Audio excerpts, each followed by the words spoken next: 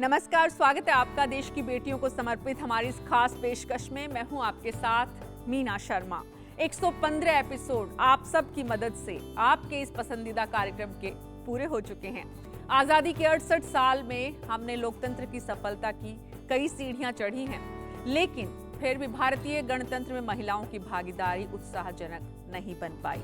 देश की सबसे बड़ी पंचायत में आधी आबादी की दुनिया आज भी महज 8% है।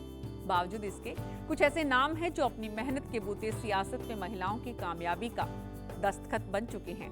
उन्हीं में से एक नाम है गुजरात की आयरन लेडी आनंदीबेन पटेल का।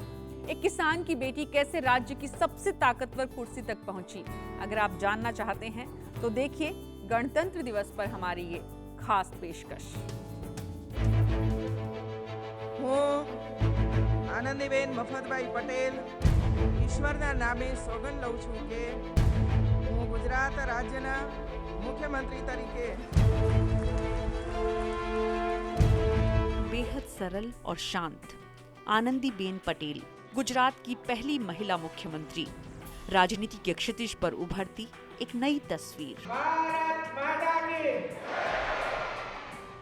15 साल तक शासन करने वाले नरेंद्र मोदी की जगह लेने वाली इस महिला ने कभी नहीं सोचा था कि वो राजनीति में इस मुकाम तक पहुंचेगी। वो सौभाग्य की बात है, लेकिन जिम्मेवारी भी इतनी ही है।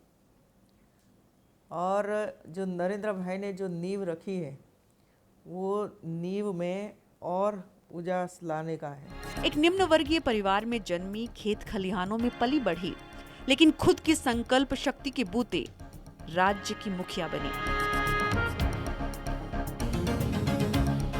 गुजरात के मेहसाणा जिले के खरोड़ गांव में 10 भाई बहनों में छठी बेटी आनंदी ने गांधीवादी पिता का नाम रोशन ही नहीं किया, बल्कि गुजरात की महिलाओं का चेहरा बनी।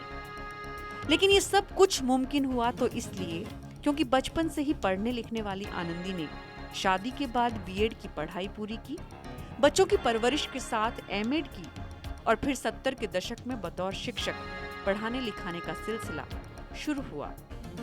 अहमदाबाद के कन्या महाविद्यालय की गणित की ये शिक्षिका शुरू से ही क्रांतिकारी थी।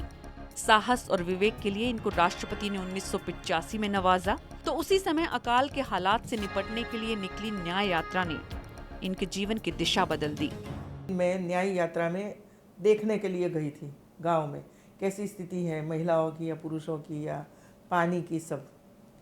तो वहाँ नरेंद्र भाई ने मेरा प्रवचन वगैरह सुना और बाद में नरेंद्र भाई ने मेरा संपर्क किया, घर पर आए और उन्होंने कहा कि भाई राजनीति में आना चाहिए, आप पढ़ी लिखी है।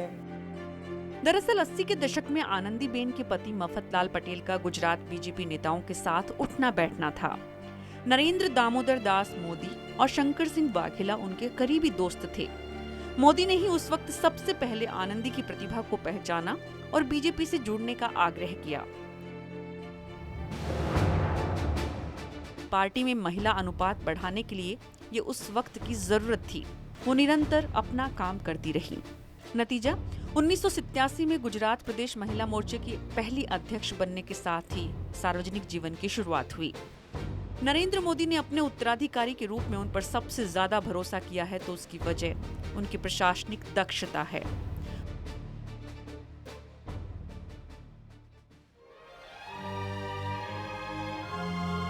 पारदर्शिता के साथ दूरदर्शिता आनंदी की कार्यशैली का हिस्सा है, तो आरोप प्रत्यारोप की चिंता किए बिना लक्ष्य की तरफ बढ़ते चले जाना उनकी जीवन शैली।